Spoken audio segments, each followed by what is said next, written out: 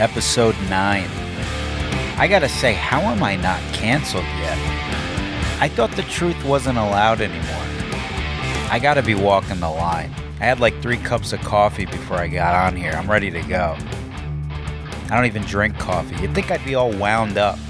Nothing different ever happens. I feel different, but I don't think I could get sped up any more than I am. I just stay at one pace. Anyway, we got the king shit-talking champion coming on the show today. You motherfucker, you! My man Michael Rapaport, fellow New Yorker. This is going to be a very New York conversation. We worked on a few videos before, and we've been overdue for a chat, so we're going to make up for lost time here. He'll be on in a few. I'm going to be in a video game. Yeah, they're taking my voice and doing like a GTA radio thing for this game, Happy's Humble Burger Farm. It's like some haunted fast food place you work at, and I'm the guy on the radio in the kitchen ranting about shit. What happens when your 3D printer goes rogue and starts fabricating reality you didn't ask for? Good luck dealing with the nightmares getting printed in your garage. It's a creepy looking restaurant. That's the last place I'd want to work at. Talk about a dead-end job. Then listening to me complaining all night, I'd probably stick my head in the deep fryer. I think they said this is coming out August or September. It's on Steam. You can find everything about it on there. Before we get started, I got to shout out my sponsor real quick, Flip City Magazine. You think I'm over the top? Let me tell you something about these guys. This is like Mad Magazine if it was written by Mad Magazine on testosterone replacement therapy. These guys give Clown World a big kick in the nuts. I haven't seen anything else out there like this. I mean, there's not much out there like this that pushes back on the mainstream narrative. I think you guys will get a kick out of this. I got a lot of laughs out of it.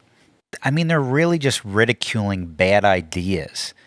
These guys go for the jugular. No politically correct nonsense. These guys are 100% independent.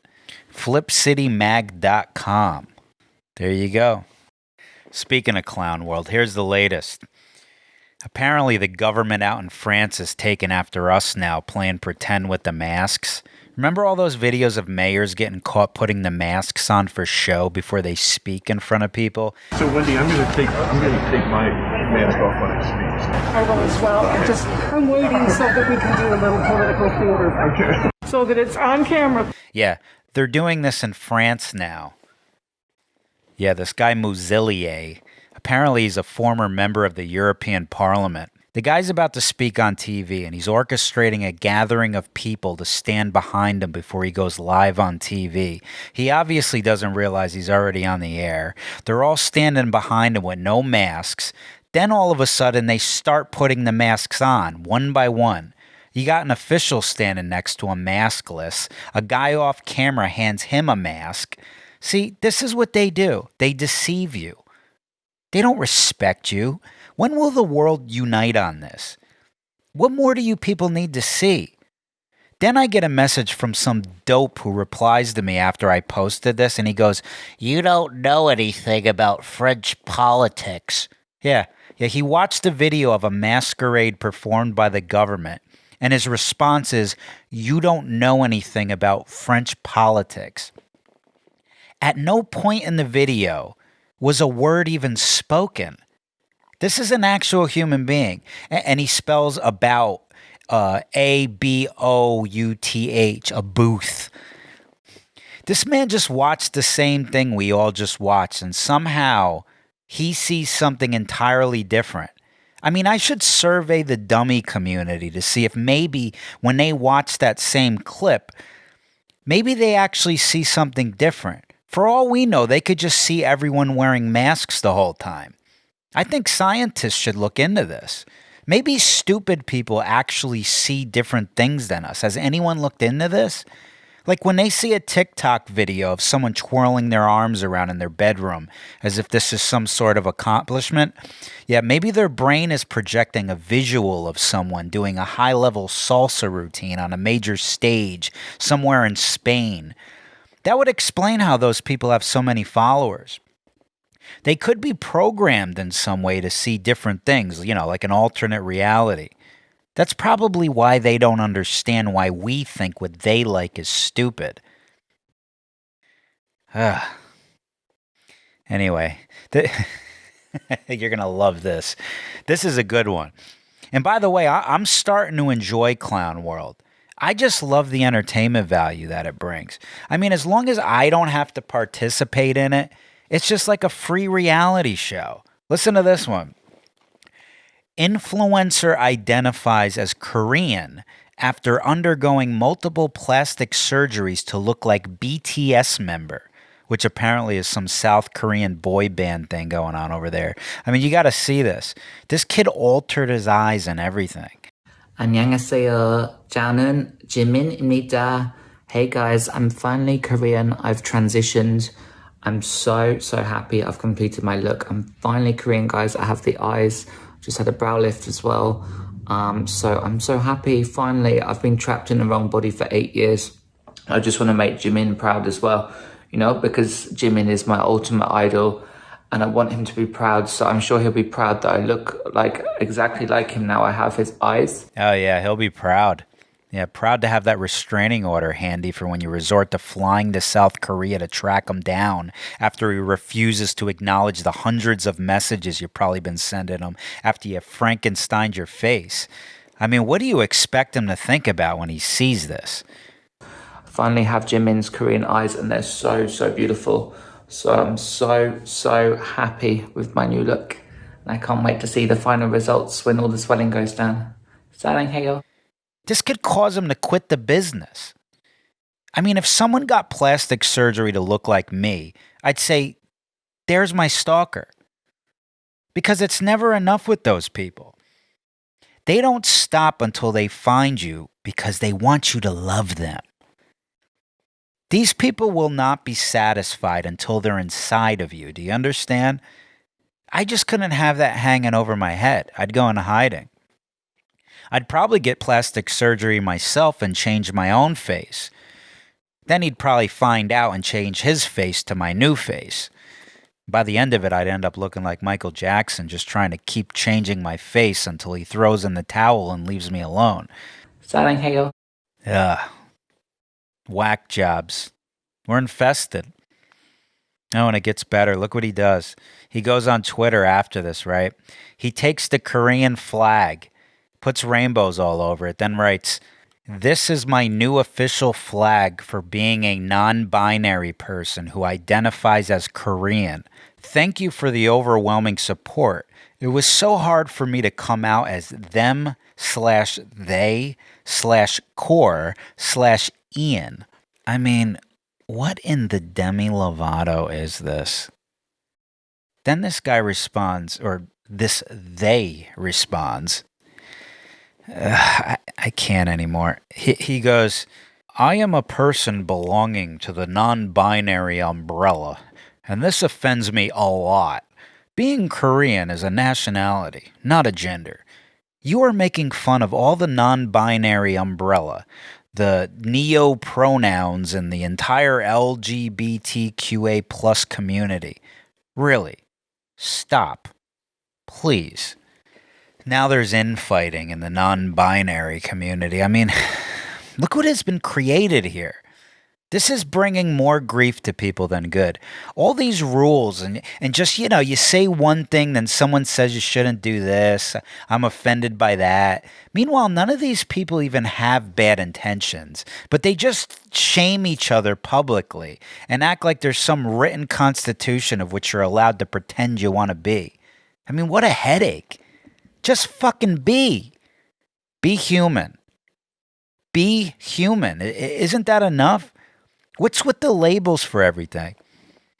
Everyone's in a club, politically, sexually, racially. We've all compartmentalized ourselves. There's so much more to us than those things. We're going nowhere.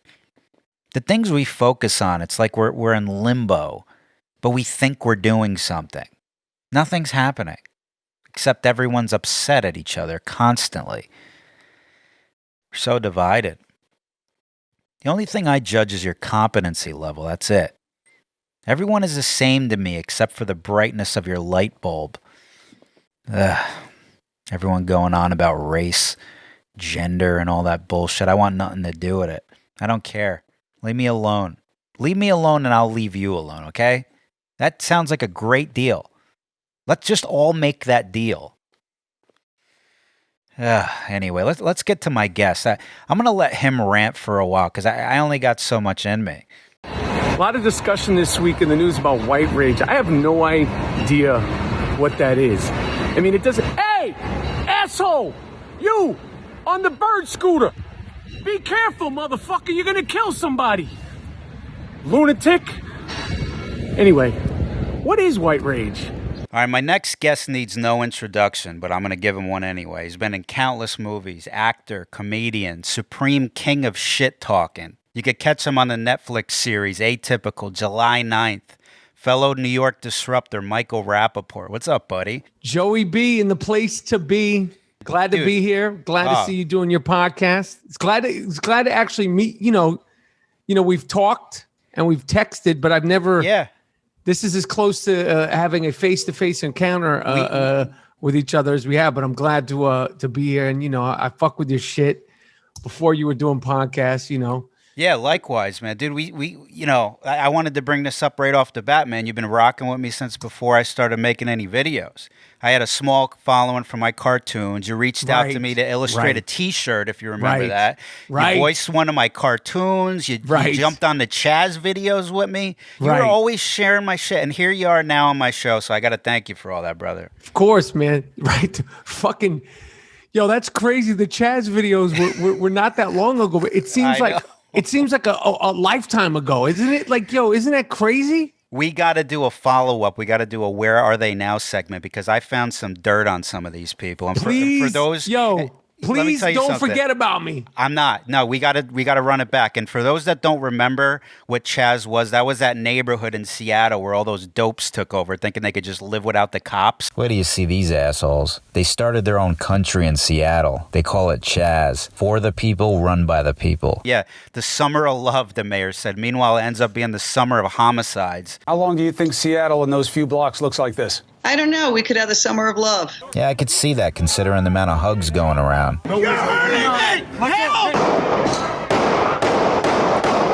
I don't know if you remember this, but there was a guy in one of our videos we did. Hong Kong Phooey. Remember Chaz? Yeah, they renamed it Chop. Yeah, they must have named it after the head of security, Hong Kong Phooey over here. What the hell is she doing? She's like a lost character in an Adam Sandler movie. Oh, what about the guy that was throwing the stick up in the air and missing it? He was prancing around in a circle. I don't know if you remember that guy. I remember. Look, come to find out, that motherfucker was a convicted rapist, had 40 criminal charges against him. And after Chaz shut down, you know what he did? Killed his girlfriend. Yeah. Are you serious? Yeah. You could read this in the news. Then he broke into a pump house building to hide from the police, jumped into a big tank filled with water and bleach and drowned himself in it. Yeah, the summer of love. The summer of fucking love. Where are they now? Exactly. They're bleached. Yo, you got to do that. We're going to do it. I'll do that with you for sure. Good. I mean, what did those people think that the rainbow and unicorn gods would help them? I mean, that whole thing was a gift to comedy, man. I mean, it's sad. I don't know what they thought. It's crazy, man. It's crazy. No, because last year, that's coming out on about a year since all of it really, really started going crazy, and right. With all the other shit that's gone on and everybody's personal life and COVID this and COVID that and elections and recounts and election fraud and it's like, yo, we're gonna look back on that time like there's gonna be like an extensive Ken Burns documentary. I'm sure somebody's already doing a documentary because they document everything before it, like it's even out of the oven. But like in 30, 40 years when we're older, there'll be a documentary about all that shit, like a really thorough one, and it'll make the 60s and the 70s look like a fucking joke. Last year, 2020 will make the 60s and the 70s, the summer of love, Woodstock. That 1 year will make all that shit look like fucking Sesame Street. And it's amazing because we all seen that coming while it was happening.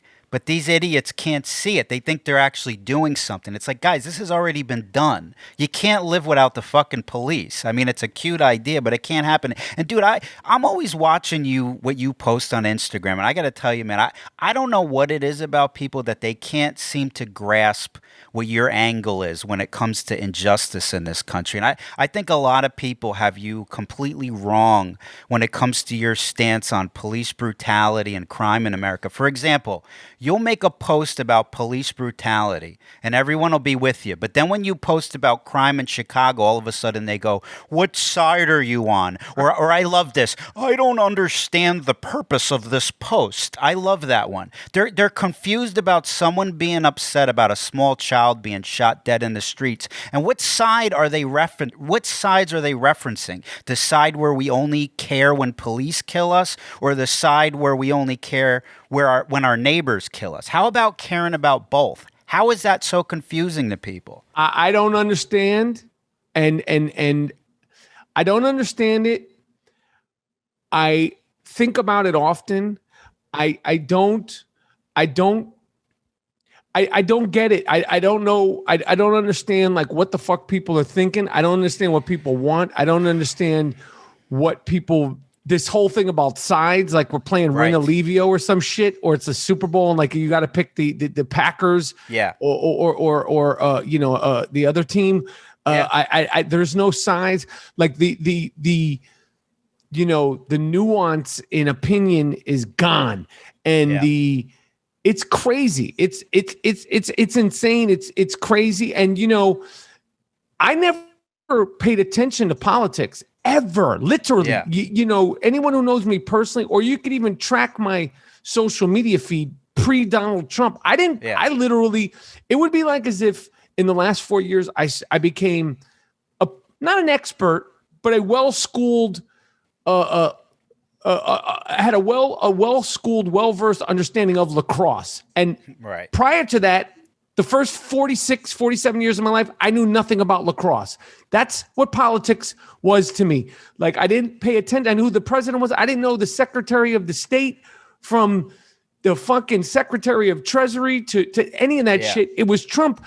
But then with Trump, so much, shit and opinions and all that stuff came, and now I pay attention to it, and I'm more aware of it. It's like it's like I watch it, I study it. I take pride in the fact that I do not listen to one side or the other side. Like I listen to varied opinions from all sorts of different people. People I think are fucking insane. I listen to Alex Jones. I think the guy's fucking a lot of times totally nuts.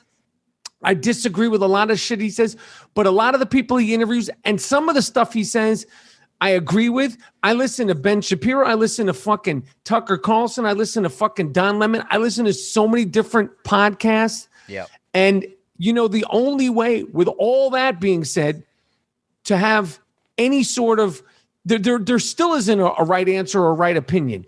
And then when you deal with facts and statistics, it's just crazy to me, like just where we are and like social media and the social media of it all. And, if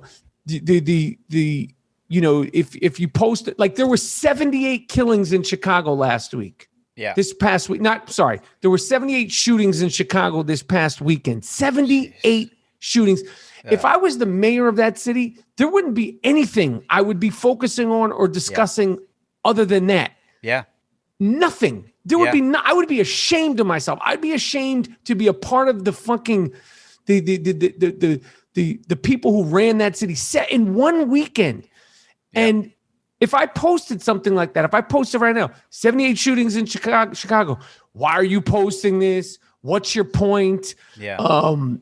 And it's crazy to me. It's fucking crazy to me. It's insane to me where we are and the social media of it all. And I know that 99.9% of these motherfuckers that follow me, like I said, I ain't no expert, I ain't no genius, but I do listen, I do read, I try to be informed as I possibly can.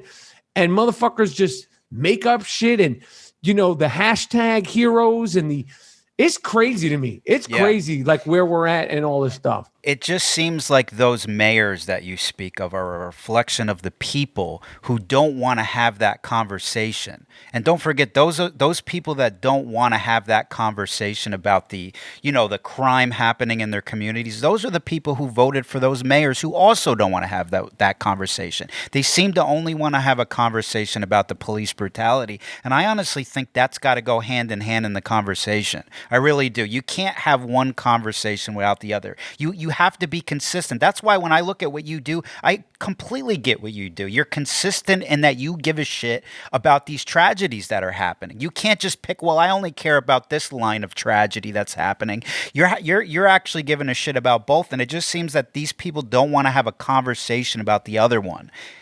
I don't know. And no, it's true. It's true. Like, I don't compare tragedies. I don't compare injustices.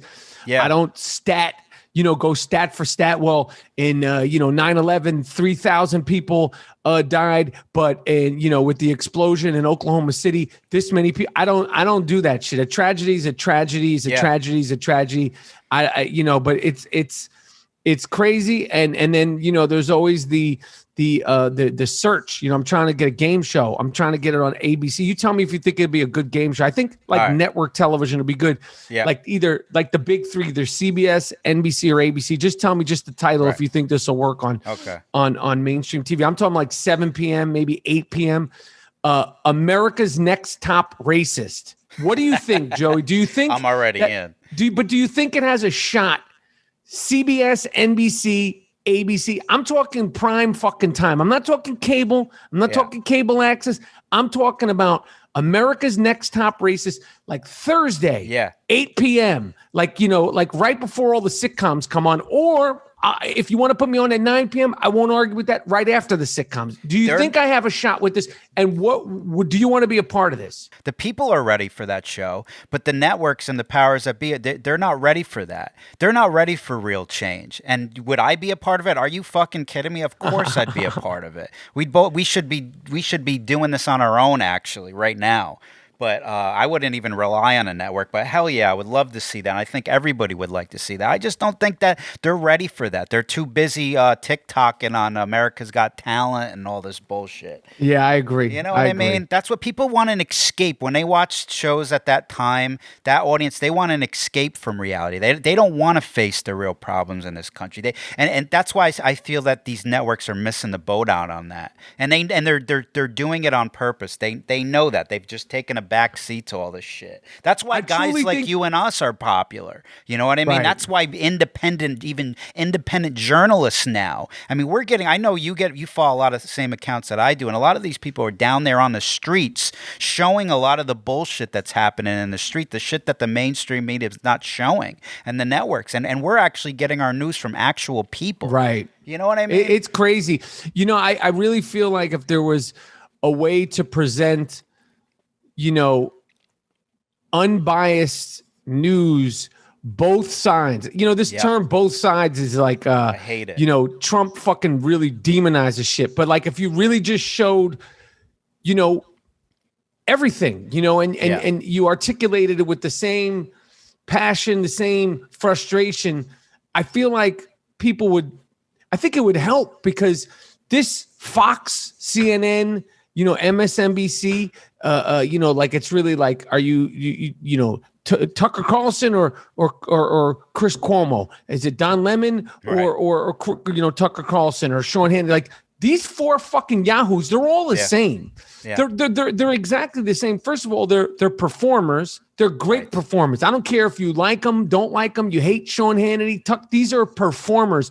They don't act like that in real life. Like, I do these sports shows and people ask me all the time, what is Skip like? What is Shannon Sharp like? What is Stephen A. Smith like? I'm like, they're like actors. They're performers. Right. And those people on the news channels, this is the same thing. Obviously sports is different from politics, and it's going to go closer to the way they actually feel. But that red light turns on and they go action, and these motherfuckers go to town. Tucker Carlson, he's not like that all the time. Just like Shannon Sharp isn't screaming and yelling about LeBron James, and Skip Bayless isn't screaming and yelling about Kawhi Leonard all the time. If you see people on television, particularly mainstream television, I don't care if it's sports, weather, fucking, like Al Roker, they are all performers. And I think they're all in SAG, Screen Actors Guild or AFTRA. They're performers. Never forget that shit. They're paid professionals.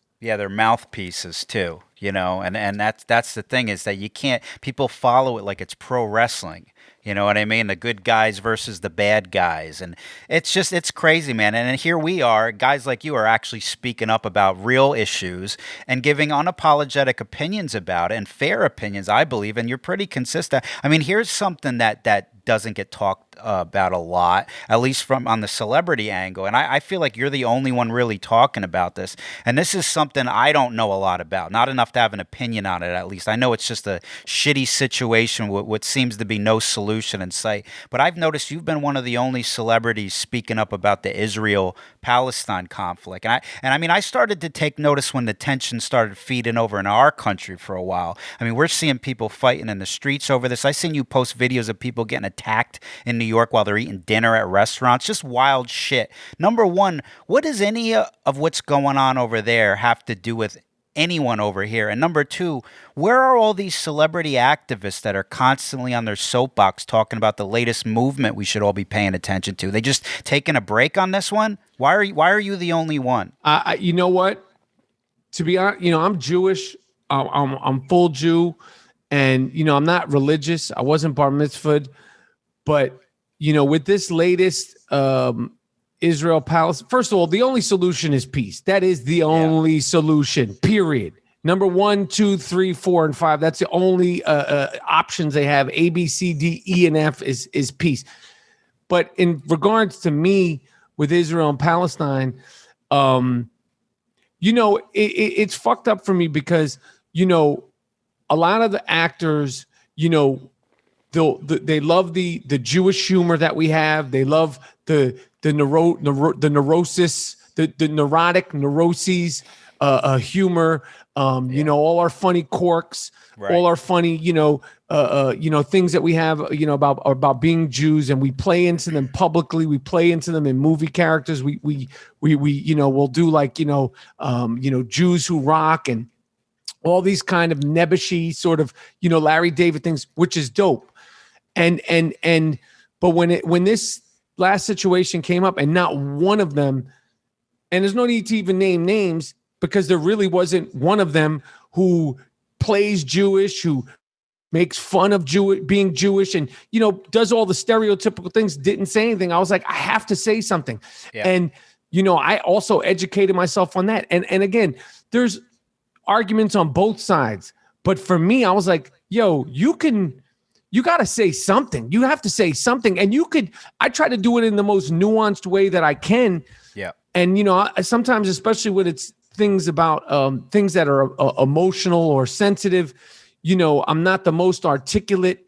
And also on social media, there's parameters of the way, how much time you could talk. And I was just like, motherfuckers, not one of these motherfuckers is saying anything. And out of all the shit that I've ever spoken on, whether it's been Trump, whether it was on, Charlotte, whether it's been on race stuff, the response that I got, and I didn't point any fingers, the responses and the threats and the crazy shit that I got from that superseded all the shit that I've done on social media. And I've said some wild shit on social media. It superseded all of it. And I was just like, yo, this is like a different level. It was like a different level of appreciation, and also people like the DMs, like DMs, like the crazy shit that people were saying to me in the DM. I'm like, what the and I grew up in New York City in the 70s and 80s. I never had anti-Semitism, ever. I've never dealt with that in my life face to face, never to this day, still to this day. I didn't know that people really talk this way and think this way. I was like, yo, this is crazy. And it wasn't just this where the anti-Semitism, it definitely started with the Trump shit and, some of the other rants. But with this in the last 2 months, I was like, yo, this is crazy. This is crazy. And, you know, people are hitting you from all over the world. And I was like, yo, motherfuckers are nuts out here. Like, they don't give a fuck. And then I'm like, you're saying this. You have pictures of your wife, your kids, and where you work. And you're going to threaten me. You don't think I'm going to put you on the shame game? You're on the fucking shame game, you fuck you. You're on the shame game. It's funny, and I love that. But it is interesting what you say is that when people, it seems to me that when people are pressed and forced to choose a side, that's when you see the true colors come out in people. And I think that's what you might have been experiencing, this new behavior that you might not have been experiencing from people on the street. It's like they're put in a corner, they've made their bed, and now they're ready to attack. And it's funny because, dude, first things first, the high volume of shit talking that you do. I mean, there needs to be some sort of Guinness World Record for most insults thrown by a human being. You'd be in the book every year. I mean, I know I talk a lot of shit, but you're like the last dragon of the shit talking game, like the show enough, you know? I don't think I'll ever achieve that level. The show enough of shit talking. You're the show enough of shit talking. I mean, you go to war with people in the comments, and you're talking about the shame game. You share their photos, their work numbers, everything. You go right for the fucking jugular. And let me ask you this and be honest. Has any one of these online tough guys ever crossed paths with you in real life and confronted you? No. And nor do I want them to, nor am I challenging or, you know, trying to incite them to. I don't think I'm a tough guy or anything like that. But when you start making threats and all kinds of shit, and you're so dumb and loose about it, and you continue to do it, the shame game is where you're going to be. I love it. All right, welcome back to another edition of The Shame Game. My name is Michael Rapaport. And I'm Dean Collins. So a lot of people like to pop shit on social media, like to slide up into the DMs and talk shit on Twitter and Instagram. Well, we like to give them that fame they want, that shame fame. All right, the first comment comes from Alex McLean, who called you a clown. Ooh, you called me a fucking clown, Alex McLean? I see you got your coveted Instagram checkmark. What's the application fee for a fucking nobody to get that checkmark? You little fashionista fuckboy. You're wearing Janet Jackson's jeans from the 1990s. You're a fucking motivational speaker. Motivating what? Dressing like a fucking douchebag? Nice arm patch, fucknose. Carter Matt 12, who says, dude, you and your Jew friends should have been gassed like you deserve to be. Carter, you go to Ottawa Glandorf High School in Ohio. You like to talk shit? I like to talk shit too. Mike, drop 20 pounds. You're starting to look like shit. Fuck. But when you start talking about burning Jews, we don't put your pictures on the shame game. We call you fucking principal. Yes, the and principal. That's exactly what I did. I called Principal Soklow of Ottawa Glandorf High School, and you can expect a big announcement on that loudspeaker. You're getting called into the principal's office and you made the shaming. That's called a double whammy. One thing we haven't released yet, this is true. Yeah. I've gotten, with people that we put on the shame game, we have a collab. We have a best of. We have a mixtape. We've made people apologize on video. We haven't released the videos because we have about 9 or 10 videos of people apologizing where we give them a script. Because they'll say, oh, okay, I'm sorry. And they'll go, no, here's the script. And it always starts with Mr. Rapaport, I am sorry. And for some reason, 4 of the people that apologize, for some strange reason, they always have their shirt off in the apology videos. But we have those fucking videos of the apologies. And if any one of you sick fucks is out there looking, we have them. And we always tell you we're not going to release it. But we might release it with blurred faces, because that is part of the deal. We say, you need to apologize. You need to apologize on video and block my account. Yeah. Sometimes we make them suspend their accounts, but the videos are fantastic of people apologizing for the crazy shit they say. So Mr. Rapaport, I'm sorry. It always starts with Mr. Rapaport, and then there's a few points in the script where they'll say Mr. Rapaport again, which is humbling. That after you say you're going to do this and I'm this and that, and then you have to Mr. Rapaport, I'm sorry. I want you to feel like you're in the fucking principal's office, you cocksucker, you. That is beautiful. I mean, it's come full circle. I mean, that's where they belong. I'm a big supporter of public shaming. I think we need to bring it back. I mean, I think you're leading the charge, and I think it's a great trying. thing. You are, man. I got to ask you, man, there's a photo floating around of you with Tupac, Snoop, and Ice Cube in their prime back in the 90s. You look like a fluorescent light bulb in the photo. What's the story behind this? That photograph, it's Tupac, Ice Cube, and John Singleton.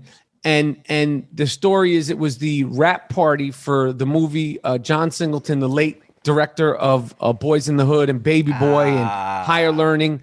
Higher Learning, okay. It was the rap party for that film, Poetic Justice, which was starring Tupac and Janet Jackson. And I went to the party because I had a blink of a part in that movie. Right. I went to the rap party. It was somewhere in the hood in LA.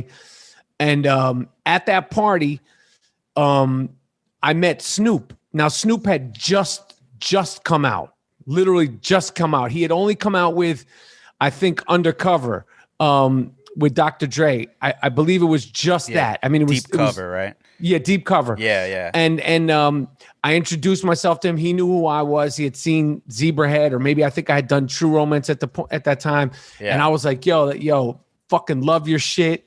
He was taller than me. Like Snoop's like about 6'4". Okay. And I was like, yo, love your shit. And he was as hood as it could be.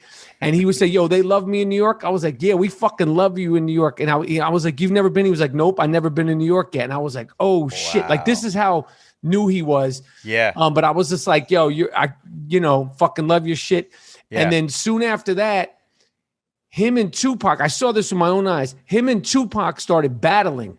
They were like battling on the mic.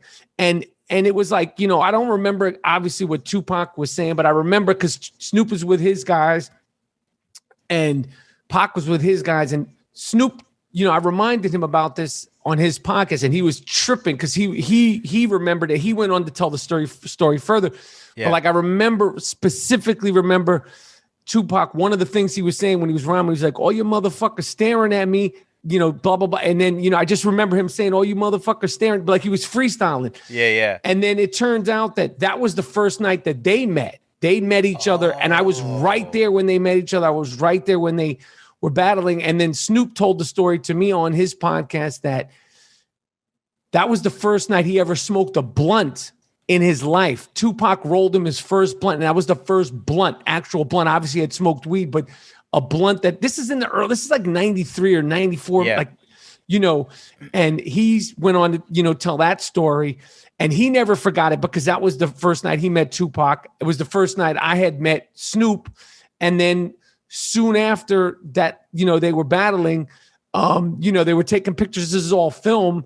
And it was originally going to be a picture of Tupac, Ice Cube, and John Singleton. I was to the side, and John Singleton was like, get in the picture, Mike. You got to be in this picture. And that's why I'm on the side. And I popped in the picture. And years later, that picture popped up, but I never forgot taking the photo.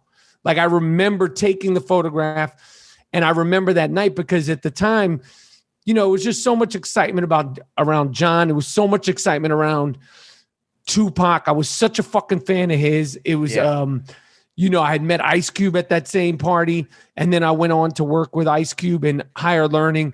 And, when you're young and all that shit is, happening, like those little moments you remember, but it was no cell phone, so it was no video, but the memories I had them, and it meant a lot to me. And, the stories online when I told it to Tupac, when I told it to Snoop, and then Snoop went on to talk about his first blunt ever, which should kind of be a national holiday. I believe so. Like the night Snoop and Tupac shared Snoop's first blunt, that's some sort of like fucking, like that should be like in some sort of calendar, like historical calendar. I agree. That's part of hip hop history, and you witnessed that firsthand.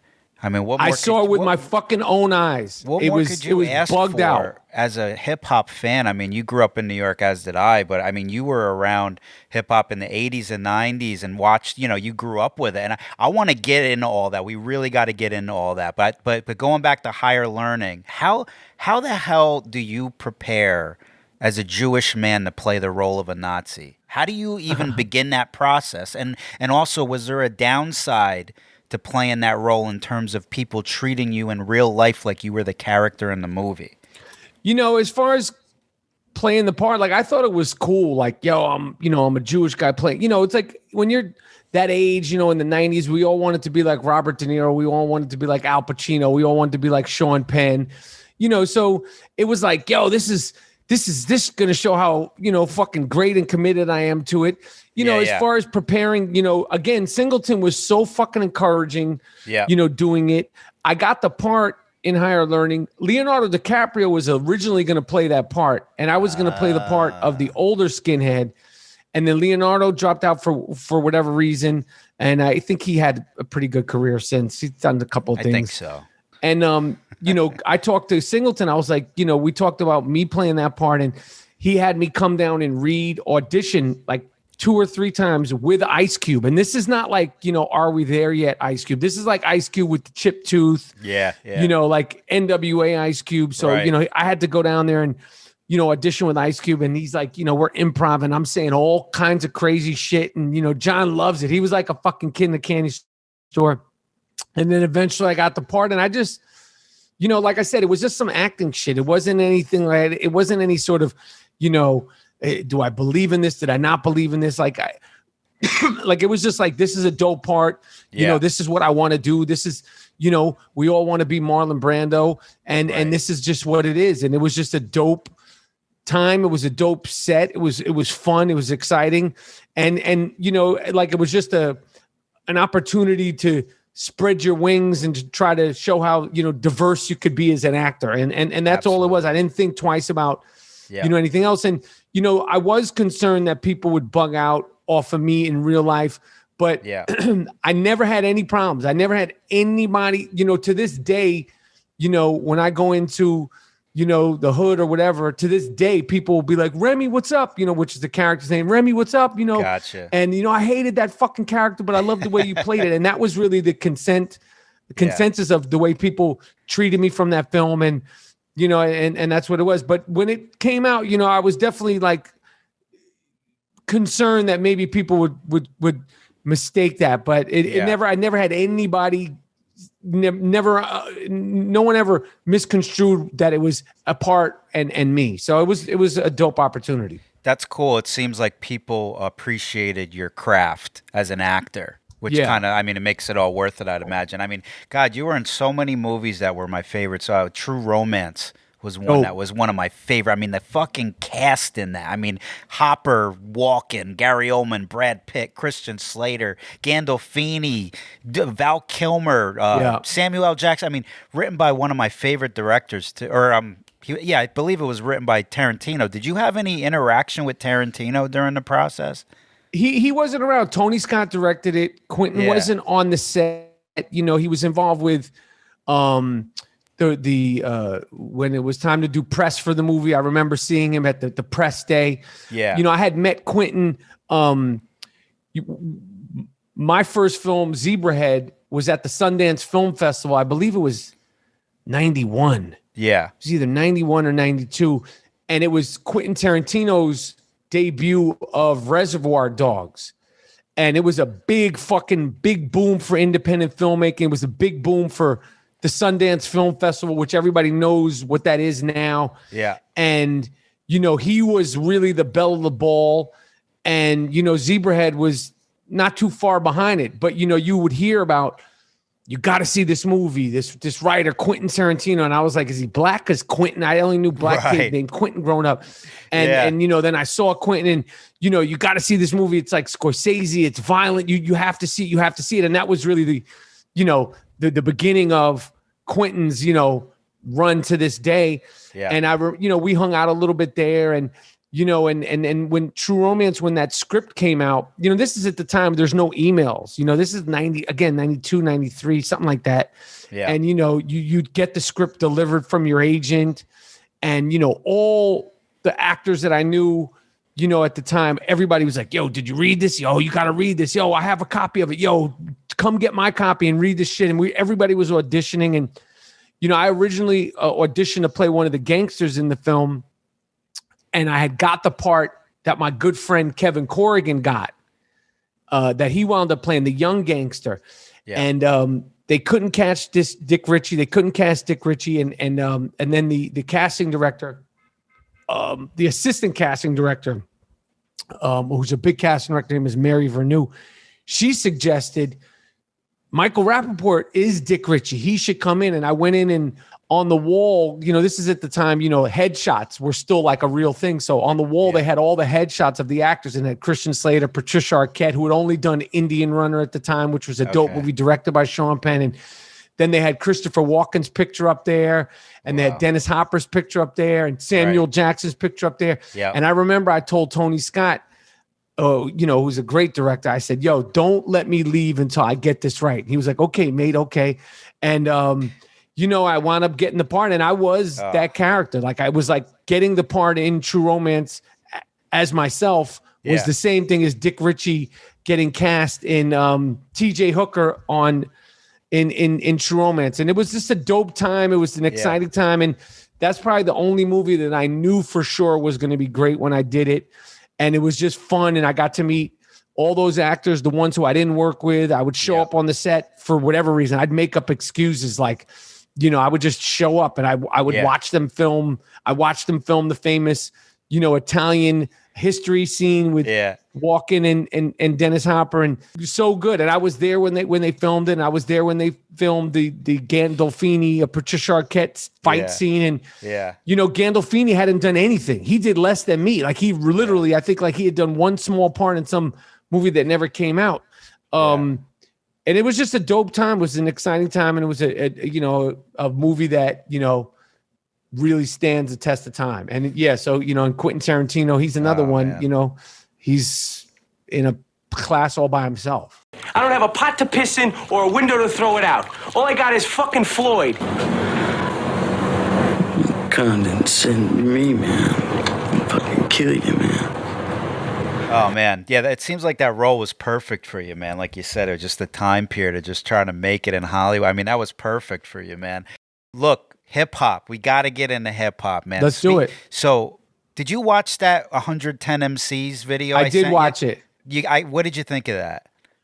I mean, it's like a movie. Right? I watched the whole damn thing. I thought I wasn't going to make it through. I'm like, I just want to see who comes on next, It's crazy. The KSlay 110 MCs. I love it. It's there should be a documentary about that. Like, I would love to interview him, because you could tell that it took a long time to do it, obviously, to get 110 people to fucking rhyme. And that was a fucking feat, man. I mean, that was a fucking feat to do that shit. And anybody who hasn't seen it, it's on YouTube. Look up KSlay 110 MCs, and you could watch it, all in one sitting. You could watch it over it's pretty fucking, it's sick. It should be like in the Smithsonian or some shit. It's sick. Yeah. Everybody who we got. And I feel like this was created to remind people what real hip hop actually is and always was. There wasn't one mumble rapper on this thing. Nope. And that's the thing we got to talk about, is this mumble rap shit, because I know you share the same frustrations as me when it comes to this subject, considering we both grew up with hip hop in New York during the 80s and 90s, back when all the elements were in full effect. Rapping, DJing, graffiti, breakdancing, beatboxing, which somehow turned into twerking, mumbling, auto-tuning, and pill popping. And B, as someone who watched it evolve firsthand from its inception, how did we go from Rakim, KRS-One, Tribe Called Quest, to Lil Xan, Tekashi 6ix9ine, and Lil Poopy? How the fuck did that happen? I don't know what the fuck happened, man. It became too easy to make records. Like at first it was dope. Like, yo, you could do it at home. Yeah. But it's, I've given up. I like, as far as I'm concerned, whatever's happening now, little this one, little that one, these are kids. I'm 51. Every now and then I'll try to listen to some new shit, and it just doesn't resonate. The beat counts, the cadences are weird. Like I don't understand, and why being on the beat is so much to ask now. Like, it's almost like a lot of these rappers, they rap, and then they'll just put a beat under it later. It's not like they're rapping under a beat when they're in the studio, and it's different. Like, it's like it's crazy. I don't know what happened to it. Obviously there's a few people that are still on it, but it just doesn't make any sense to me. But I used to get frustrated. I would rant about it and talk shit about this one, and I'm like, you're the same age as my fucking son. Like, I'm just like, fuck it, you go ahead, do your shit. Like, I got a 21-year-old son. I can't talk about anyone who's younger than my 21-year-old son. Even talking about a 24, I'm like, I'm 50 fucking 1 years old. So do your shit. If you guys think that shit is dope, it's that's it's like it's for the kids. It's like it's for the fucking kids. It's like when we were in our teenage years, and we'd be in a taxi cab or like in a deli, and you'd hear like doo-wop. You'd be like, what the fuck is this guy listening to? Like, all the golden era shit of the 80s, 90s is like doo-wop now. It's like, that's to them, it's like listening to like the Platterns or some shit. It's like listening to fucking, like doo-wop music. It's just a totally different music. And, it's good and bad. There's still, dope dudes doing it. Like Rock Marciano is dope. And, obviously the Griselda dudes are, bringing that shit back. And, the J. Coles and the Kendrick Lamars. Right. But, like I said, there's few of them and tons of little poopy, little doopy, and little stoopy that are doing it. It's funny because, you bring up a good point. It's like as we get older, we get more disconnected from what the youth's doing musically. But it's funny because, there's a lot of people out there, and a lot of the young people will give this argument that, well, it's because of your age. It's to let the kids do the new thing. And it happens like a generational thing. The older people always end up rejecting the music that comes before. But I don't know if I quite agree with that, because you got to figure, for me, for example, I grew up as a teen in the 90s, so I didn't quite, I was too young to know a lot of the 80s hip-hop artists.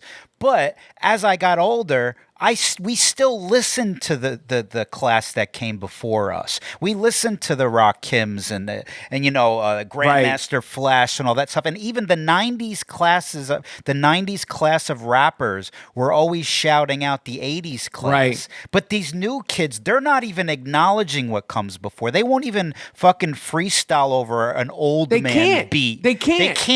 They can't freestyle. There is no freestyle. Yeah. There is no free. The only ones who freestyle are the ones who do it. The ones who actually do it. They can't. Yeah. So you gonna get to these bars? If you pull up, I'm telling you right now, if you pull out one of them old beats, I'm not rapping on it. Straight up. You see me, bro? I am a rock star, bro. I'm not rapping on that type stuff. When you see those old videos of like Talib Kweli and Mos Def, there's like a classic video of them like in Washington Square Park, like. Yo, this is what they did, it was like a craft. Slim brown skin, I be standing 5'10", I be rocking it when I be in your vicinity. Raw style synergy, recognize symmetry. Come outside to injure me, broke them down chemically. Ain't the number 10 MC, talking about how when I be styled it like Kennedy, late like a 10 to 3. When I be, girls say, and I keep, cause this the 10 to be. Growing up, I wanted to be a basketball player. Like we played basketball. Like these dudes, Redman. Yeah, this is what they did. They that's what they did. Like that was what they took it really seriously. And you hear these stories about one story.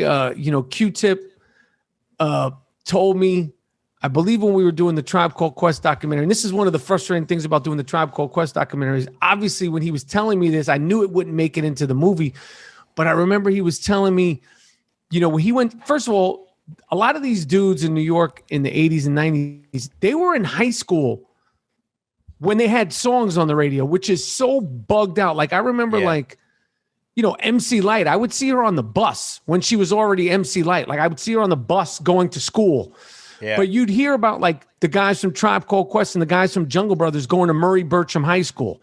Yeah. I went to Erasmus Hall High School when Special Ed had one of the biggest fucking songs out in the world. I Got It Made. Yeah. We went to high school together, Wow. But I remember Tip told me this story about, Old Dirty Bastard, who wasn't Old Dirty Bastard at the time. He was, I think it was Ason. Yeah. He came to Bertram. He came to Murray Bertram because he was going to battle Q-Tip, and Q-Tip wasn't even Q-Tip. He was Jay Nice, and he tells it. He goes, Jay Nice, like Bastard was.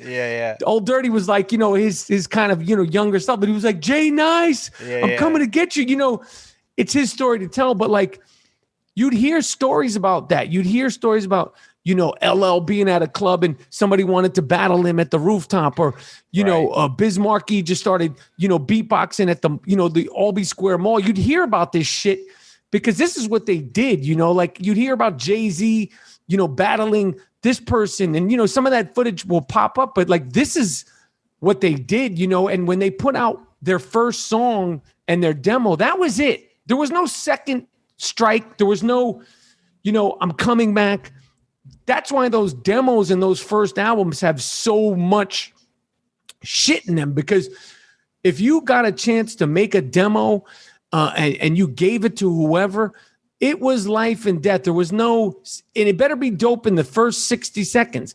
There was no second chance. There was no, oh, we'll come back and fix it. It was, this is it. And that's why these motherfuckers took it so seriously, because that was it. Or if it somehow, some way got to DJ Red Alert or Mr. Magic and it was going to be played on the radio, like, that's it. It's either good or you're at UPS or you're at the fucking grocery store or go to college, you know, because, you know, and there, you felt that in their, you know, like you felt it in the music, and you feel it, like, you know, when dudes put out their first song, when you hear Nas on Live at the Barbecue, when he's like Street Disciple, you know, you're like, who is this fucking dude? Yeah. You know, who is this fucking dude? Because he knows, like, this is it.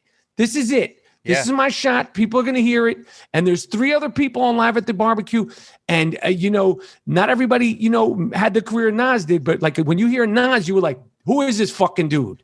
Yeah, and he was a teenager at the time. Go figure. And all these young kids go like, he's 17, 18 years old. Yeah, that's why with I laugh when the young generation tries to defend their lack of lyricism, and they just go, well, they're kids, you know, they haven't evolved yet. It's like, are you fucking kidding me? Half of these rappers were teenagers back in the day. I know Nas was a genius. He was definitely an enigma. Big Daddy Kane was fucking 17, 18 years old. Rakim, they were 19. You see those pictures of Eric B. and Rakim, they're 19. You know, so when we're seeing the pictures of them as Eric B. and Rakim, that's after the songs were made. So who the fuck knows when he wrote it, when he was 16, 17, 18? You know, like it's not like now where you put it out and it's just out, you know. Run DMC, they were fucking kids. Yeah, man. They were teenagers, you know, that early shit, they were fucking 19, 20s. Like, I'm talking about he was at St. John's University. Yeah. Like, these are teenagers. I think you hit it on the head, though. Now these kids have access to a fucking recording studio in their bedrooms, so they can just get out there. Whereas before, you had to kind of earn your keep on the streets and kind of build the reputation for anyone that even wanted to bring you into their booth to record. So I feel like there was a screening process before you even making a record. You know, so now all this shit just gets pumped out there from these people's bedrooms, and then, you know, kids latch onto it with no promotion or anything. So it's kind of a free for all. But let me just say, like, when you hear Busta Rhymes, when you see a guy like, but there'll never be anybody like him again. No. He's a natural born rapper. He's like, when you look at Busta Rhymes, like the shit that he's put out, the body of work that he's put out, this is a guy who took this shit seriously. You know, I'm not going to fucking college.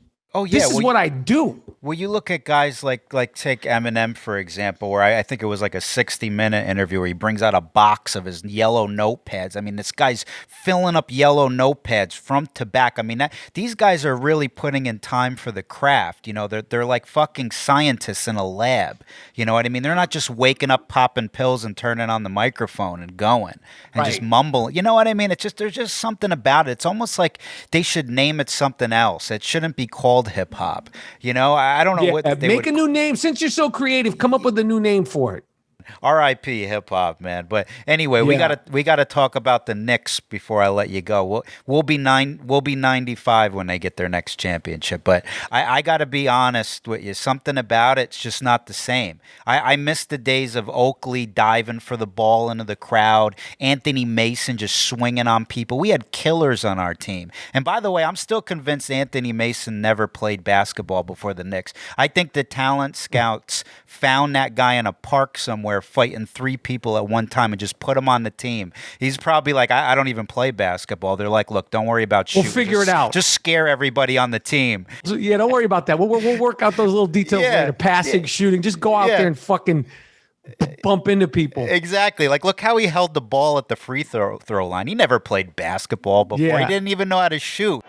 Foul by Mills. His third. Wow, Anthony Mason with an air ball. Not only an air ball, off to the right, and here's it from the crowd. The late, great Anthony Mason. I love him, man. Yeah, R.I.P. He tried to fight Manute Bol. Remember that? Manute Bol's like 12 feet tall with a 9-foot reach, and Mason's got his arms up throwing jabs at him and shit. Yeah, it was crazy. I fucking love him, man.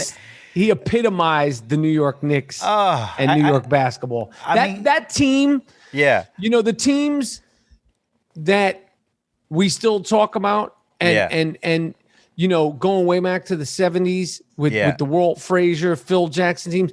Those teams, they represent New Yorkers, like the 90s Knicks teams. It's hardworking, it's scrappy, it's dysfunctional, it's emotional John Starks, it's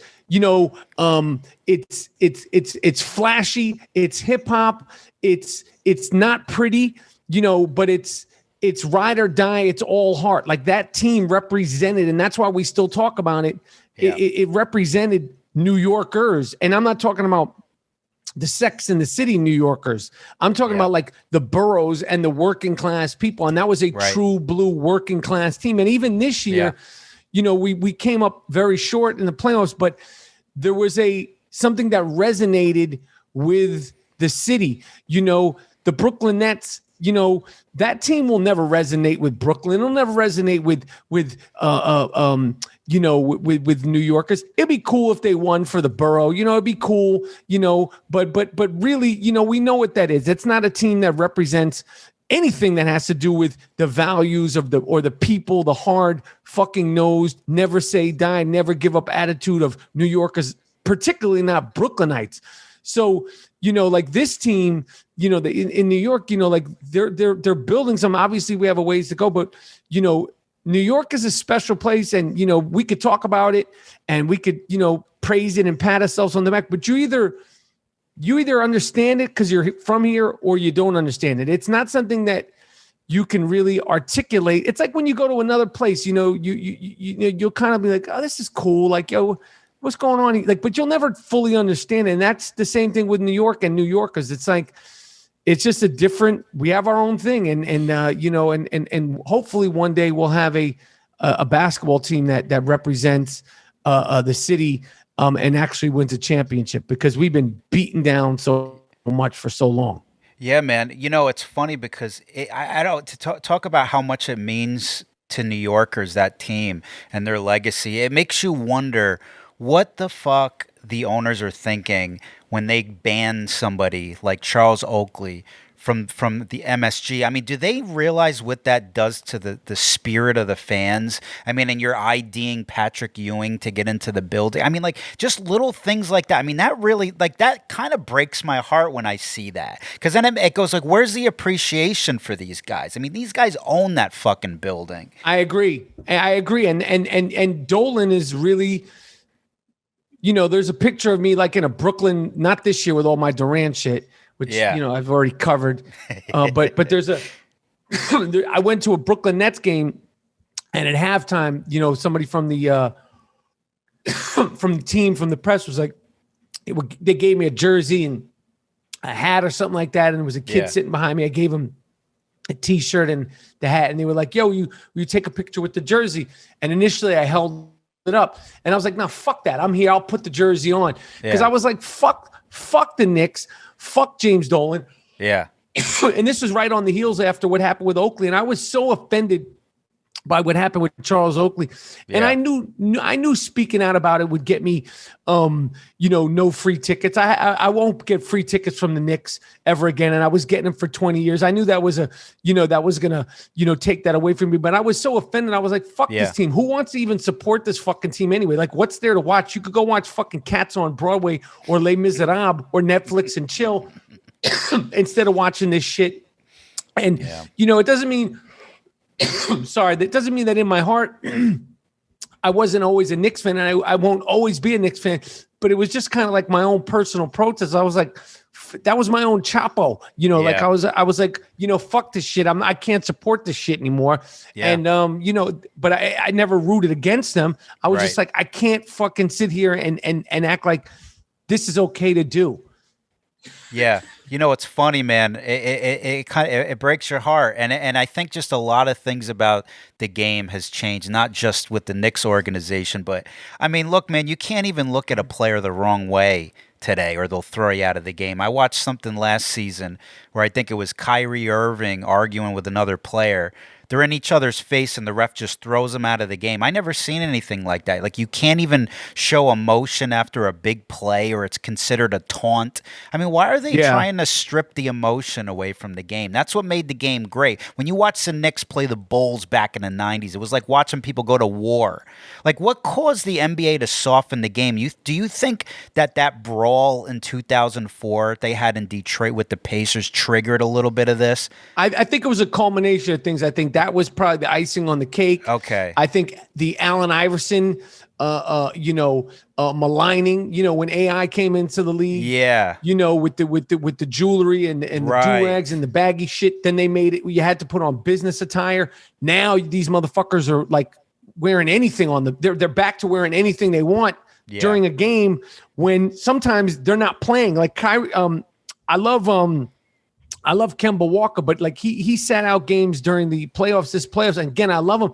And I'm like, yo, if you're not playing, wear like just like all black or like something low key. Why do you want to wear something that you get more attention for? We know you're not playing. Like, sit the fuck down. Like, these dudes are wearing like, hats on the benches. And I'm like, you're not playing. You're jumping around on the sideline with some hype beast shit. Like, it's the playoffs. Like, sit there, be a great teammate, but don't bring attention to yourself with your outfit. So, I think it was a culmination of the Allen Iverson thing, because, that was what brought in the dress code to begin with. And now they've taken away the dress code, which I think is good. But like, if I was a coach and one of my players was wearing like some Louis Vuitton shit with a hat and all this, and you're not playing and you're jumping around, I'd be like, sit the fuck down, man. Sit down. You're not playing. Cool. Be a great teammate and sit the fuck down. Why are you wearing an outfit that'll get you attention when you're on the bench? It doesn't make any sense to me. And I don't think it's really being a good teammate. I think it's looking for attention. Like, there's a time to floss and there's a time to do all that shit. But if you're not playing in a playoff game, I would just try to be as inconspicuous as possible. It's funny because I just feel like the spirit of the players have shifted into another direction. Not all of them. Obviously, there's a lot of them that have that old school spirit. But, I mean, like, look at the All-Star game they had a few years back where they barely played. They're just laughing and joking around. At one point, Steph Curry's just laying down on the court mid-game. I mean, the East versus West used to be a real competition. I mean, could you imagine getting excited to watch Jordan go up against Magic Johnson back in the 90s, and then midway through the game, Magic Johnson just lays down on the court during the game and giggles? I mean, it's just, I've never seen anything like that. And that's why everybody was fascinated with The Last Dance, the Michael Jordan doc. Yeah. And it'll be interesting to see, when LeBron comes out with his, how they craft it, because he's going to come out with one. Yeah, well, I'm happy. You know what I am happy to see now is I think that Michael Jordan versus LeBron James debate came to an end. I mean, no one's still trying to say LeBron is greater than Jordan, are they? They're not still doing this, are they? I mean, especially after LeBron once again abandoning his team in the playoffs this year. That's not greatness. I agree, but people, listen. I can't stand this fucking guy, but I respect him. If he's close, but so is Kobe, so is Magic. I mean, there's a bunch of them, but one of the things, the other day they were talking about Devin Booker being the next Kobe. The only way Devin Booker will be anything like Kobe is for Devin Booker to be the best Devin Booker. There ain't never going to be another Kobe. There's never going to be another Mike. There's never going to be another LeBron. There's never going to be another Allen Iverson. There's never going to be another Steph Curry. There's never going to be another Dr. J. Yeah. Like, all those guys, what makes them special is they're unduplicatable and they're one of ones. Well, were you still a fan of Jordan when he was playing? Because don't forget, as a Knicks fan, I hated him. He was our arch nemesis. I fucking hated him. See, now I feel like I might have my Knicks fan card revoked by admitting this, but I don't have a problem admitting this because I think there's a lot of Knicks fans that won't admit this. But as a kid, when we'd play the Bulls, even though I wanted us to win, in the back of my mind, there was a part of me who wanted to see Jordan drop 50 every time he played, even if it was playing against us. I didn't want us to lose, but Jordan was so fucking magical to watch. I wanted to see him do his thing because don't forget, at the time, there was no NBA TV sports package where you could watch all the games. So during the regular season, you could only watch the Knicks game on the MSG network. So the only time you saw Jordan play was when he was playing us or against the Nets. But even that would only be maybe, twice a season. Yeah. So my question to you is, and I think I already know the answer. At any point during the '90s, were you ever secretly rooting for Jordan to put on a clinic at MSG? Never. Let me tell you something. I'm a little older than you. You're a so true Knicks fan. When Jordan hit the shot, his rookie year, I didn't know him. His freshman year versus Georgetown. His sophomore year, he started dunking. He started doing crazy shit. Yeah. And then he came out, and then everybody wanted to be like Mike, and everybody wanted to, and I had the sneakers, and I ran around New York City trying to get the sneakers, and, we'd watch the highlights, and all that shit on ESPN. And when he fucking killed Larry Bird and the Celtics, I was on board, and I was on board versus the bad boys and all that. But when he started fucking up the Knicks, I never wore the Jordans again until 2 years ago. Stopped wearing the sneakers, and I hated this motherfucker. I hated him so fucking bad when he started fucking up the New York Knicks. Some of those finals versus Portland and all that shit, I couldn't even fucking watch. I was disgusted with it. But obviously, I love him now, and I'm back to wearing Jordans and wasting my money buying Jordans. And I, the Last Dance was epic.